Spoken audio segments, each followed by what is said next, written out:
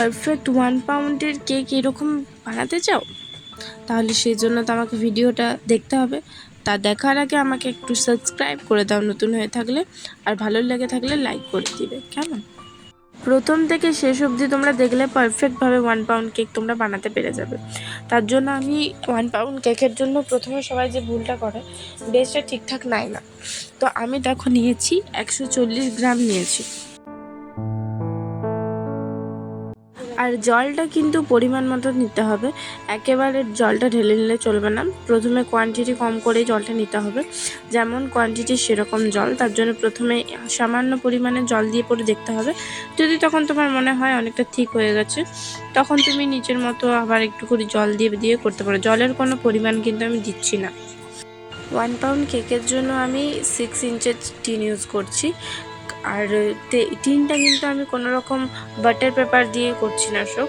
দেখো আমি ওখানে তেল দিলাম, অয়েল দিয়েছি, ওখানে 2 ফোঁটার মতো তেল দিয়ে দিয়েছি। তারপরে ভালো করে ব্রাশে করে নিয়ে আটা বা ময়দা তুমি যা হোক দিতে পারো, এইভাবে ঘুরিয়ে ঘুরিয়ে নেবে ভালো করে। তারপরে বাকি যেটুকু বাঁচবে সেটা ভালো করে ঝেড়ে নিতে হবে। আর আমি কিন্তু প্রথমে গ্যাসে লো ফ্লেম করে আমি মিনিমাম 15 মিনিটের মতো আমি টিন চাপিয়ে রেখেছি। সেখানে প্রথমে হিট হতে হবে, তারপর এটা চাপাতে হবে। তার জন্য ওটা গরম করতে রেখে দিয়েছি। তারপরে এই জিনিসটা বানাচ্ছি, তৈরি করে নিয়ে বাটারটা তৈরি করে নিয়ে ঢেলে দেবো। কিছুক্ষণ ড্যাব ড্যাব করে, যাতে বাবলসগুলো না থাকে, তার জন্য ড্যাব ড্যাব করে নিতে হবে ভালো করে। তারপর গ্যাসে 25 মিনিটের জন্য রেখে দিতে হবে। আর কোয়ান্টিটি কতটা ক্রিমের লাগবে সেটাও তোমাদের আমি বলে দিচ্ছি। আমি কিন্তু ডিলাইটের ইউজ করি, টপোলাইট ইউজ করি না। গরমে টপোলাইট খুব তাড়াতাড়ি মেল্ট হয়ে যায়, তার জন্য আমি ডিলাইটের ইউজ করি। তোমরাও চাইলে ডিলাইটের ইউজ করতে পারো। তো আমি নিচ্ছি 150 গ্রাম। হ্যাঁ, 150 গ্রামই আমার হয়ে যায়। তোমরা চাইলে একটু বেশি নিতে পারো যদি ডেকোরেশন বেশি থাকে তাহলে।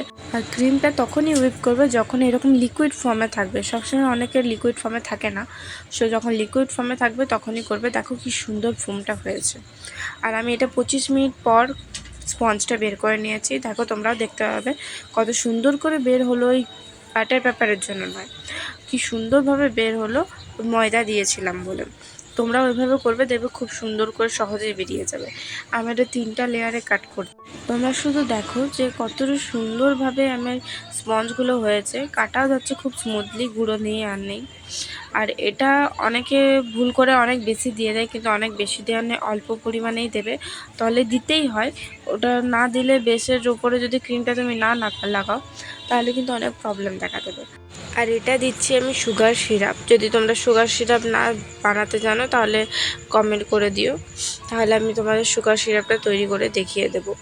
আর এইভাবে প্রথমে লেয়ারটা আমি ভিডিও করতে ভুলে গিয়েছিলাম, তার জন্য সেকেন্ড লেয়ারটা আমি ভিডিও করে দিচ্ছি। আর যদিও সেমই লেয়ারটা হবে দুদিকেরই। প্রথমে সুগার সিরাপ দিতে হবে, তারপরে ক্রিম দিতে হবে, তারপর যে ফ্লেভারটা দেবে সেই ফ্লেভারটা আমি আজকে করছি বাটারস্কচ ফ্লেভার, তাই বাটারস্কচ ফ্লেভার দিচ্ছি।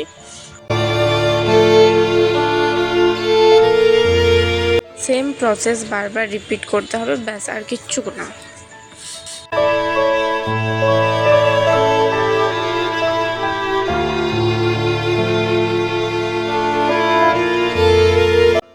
তোমরা চাইলে ক্রাম কোটিংটা করে ফ্রিজে রেখে দিতে পারো। আমি ফ্রিজে রাখিনি, তোমরা চাইলে রাখতে পারো, যাতে আরও ভালোভাবে সেট হয়ে যায়, তার জন্য রাখতে পারো। আর তোমরা সবসময় যখন আইসিংটা করবে না, তখন চেষ্টা করবে যে পাইপিং ব্যাগ দিয়েই করে। অ্যাকচুয়ালি কী বলো তো, পাইপিং ব্যাগ দিয়ে করলে না জিনিসটা পারফেক্ট হয়, সমানলি হয়। তার জন্য পুরো স্মুথ হয়ে যাওয়ার পরেও আমি এটা কিন্তু স্ক্র্যাপারটা একবার বুলিয়ে নিচ্ছি, যাতে খুব সুন্দরভাবে হয়ে যায়। আর আমার ছোটো নজল মানে অ্যাকচুয়ালি বড় নজল ছিল না, তার জন্য আমি ছোটো নজল দিয়ে করেছি ডিজাইনটা। তোমরা অন্য কোনো ডিজাইন করতেই পারো। তোমাদেরকে আমি কোয়ান্টিটি আরে সব বলে দিচ্ছি, ইম্পর্টেন্ট জিনিস তোমাদের সব বলে দিয়েছি। এবারে তোমাদের নিজেদের মতো তোমরা ডিজাইন করে নিতে পারো।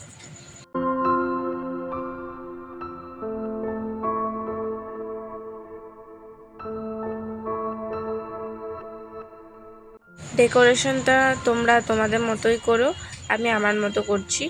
তো ডেকোরেশনের ব্যাপারে আমি কিছু বলছি না, তোমরা যা খুশি করতে পারো, যে তোমরা চাইলে এটা স্কিপ করতে পারো।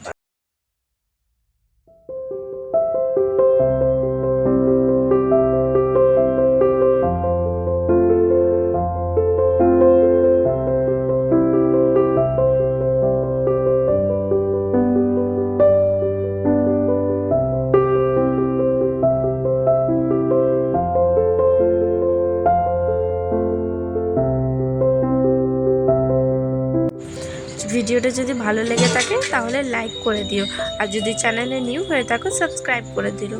Thank you for watching, by.